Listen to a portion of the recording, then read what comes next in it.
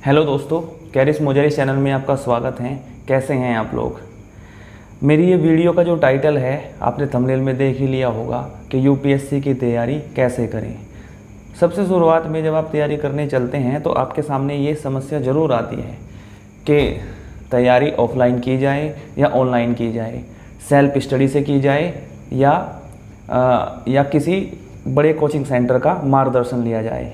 क्योंकि देखिए, मैं अपने बारे में बता दूं, मैंने दृष्टि द विजन से फाउंडेशन कोर्स लिया था। मेरा ऑप्शनल सब्जेक्ट हिंदी लिटरेचर है, तो वहीं पर मैंने ऑप्शनल भी किया है। फिर भी मैं आपको बता दूं कि ऑनलाइन और ऑफलाइन में क्या समस्याएं आ सकती हैं। अब आप ये ज़रूर कह सकते हैं कि आपने तो दृष्टि द विजन से कोर्स लिया है, तो आप कैसे बता सकते हैं कि बिना कोचिंग की तैयारी। तो मैं बताऊँगा भी नहीं। मैं ये नहीं बताऊंगा कि बिना कोचिंग के आप कैसे यूपीएससी निकाल सकते हैं। मैं केवल ये बताऊंगा, ये वीडियो केवल उनके लिए हैं जो ऑनलाइन या ऑफलाइन में उलझे हुए हैं, जिनको उलझन केवल इस बात की है कि ऑनलाइन बेहतर होता है या ऑफलाइन बेहतर होता है। देखिए, मैं अपने निजी एक्सपीरियंस से आपको ये बता सकता हूँ कि ऑनलाइन और ऑफलाइन में क्या समस्या होती हैं। जब आप ऑनलाइन कोर्स खरीदते हैं तब जिम्मेदारी आपकी होती है। हर कोर्स को करने की जिम्मेदारी आपकी होती है। यकीन मानिए, कोर्स बहुत लंबा होता है। लगभग 1200 क्लास, 1500 भी हो सकती हैं। लगभग 1200 से लेकर 1500 के बीच में आपकी लगभग क्लास हो सकती हैं, और हर क्लास का ड्यूरेशन 2 घंटे के आसपास होगा। और वे सभी की सभी क्लास आपको अपने माध्यम से करनी है। मटेरियल आपके पास पूरा आ जाएगा, आप उस मटेरियल को पढ़ सकते हैं। लेकिन इसमें समस्या क्या आएगी? आपको समस्या आएगी फीडबैक की। आपको फीडबैक, अब आप ये कह सकते हैं कि ऐप के माध्यम से हम तो आंसर चेक करवा सकते हैं। जैसे दृष्टि द विजन ने लॉन्च किया है कि वे आंसर राइटिंग चेक करवा सकते हैं। लेकिन यकीन मानिए, जब आप हार्ड कॉपी पर अपना आंसर टाइप करते हैं और जब आप हार्ड कॉपी को सेंड करते हैं, तो दोनों में बहुत अंतर होता है। पहला।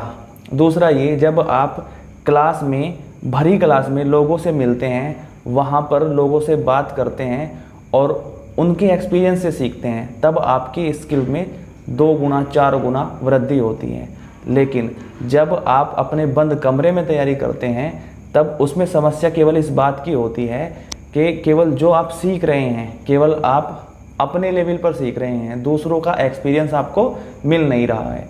इसके फ़ायदे भी हैं और नुकसान भी हैं, क्योंकि जब आप ऑनलाइन क्लास आरंभ करते हैं तो तब आपका नहाने का खर्च, रहने का खर्च, खाने का खर्च, ये सब टेंशन आपको नहीं लेनी है। आपको केवल क्लास करनी है। अपने आप सेफ जोन में क्लास कर सकते हैं।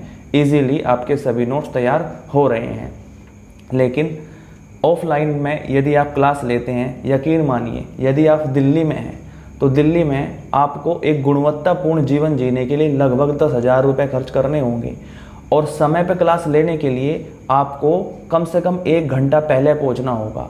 1 घंटा रोज़ आपका जाएगा ही जाएगा। नहीं तो आपको जो सीट मिलेगी वो बहुत पीछे मिलेगी, या आपको एलसीडी वगैरह में देखना होगा। ये समस्याएं आती हैं। इसका मतलब, अगर आपको क्लास लेनी है, 2 घंटे की क्लास लेने के लिए आपको लगभग 1 घंटा पहले जाना होगा, और उससे पहले 1 घंटा आपको तैयार होने में लगेंगे, और फिर आप 2 घंटे की क्लास लेने के बाद 1 घंटा आपको आने जाने में लग जाएगा। मतलब 2 घंटे की जो क्लास आप अपने घर पर, अपने रूम में ले सकते हैं, उस 2 घंटे की क्लास को लेने में लगभग आपको 5 घंटे लग जाएंगे। तो क्या मैं प्रमोट कर रहा हूँ ऑनलाइन माध्यम को? नहीं, मैं ऑनलाइन माध्यम को प्रमोट नहीं कर रहा हूँ। मेरे पास दोनों चीज़ों के एक्सपीरियंस हैं। मैंने ऑफलाइन भी लिया है, मैंने ऑनलाइन भी लिया है। अब आप कह सकते हैं ऑनलाइन ऑफलाइन का कैसे? देखिए, मैंने फाउंडेशन खरीदा था ऑफलाइन, लेकिन क्योंकि हमारी कोरोना की वजह से कुछ क्लास ऑनलाइन हुई और कुछ क्लास ऑफलाइन हुई। लेकिन दृष्टि ने हमें कहा था कि आप वो क्लास ले सकते हैं दोबारा से, लेकिन मेरे को ज़्यादा उचित नहीं लगा, क्योंकि वो हमारी क्लास लगभग हो चुकी थी। तो हमारी कुछ क्लास ऑफलाइन हुई हैं, कुछ मैंने ऑनलाइन की हैं। तो मेरे पास दोनों के एक्सपीरियंस हैं। जब मैं बात करता हूँ ऑफलाइन की, तो मुझे, यदि मैं किसी चीज़ को मिस करता हूँ, वो है वहाँ का माहौल। वहाँ के लोग, हम वहाँ से बहुत सारी चीज़ें अडॉप्ट कर सकते हैं। और यदि मैं बात करता हूँ नुकसान की, तो वो है समय।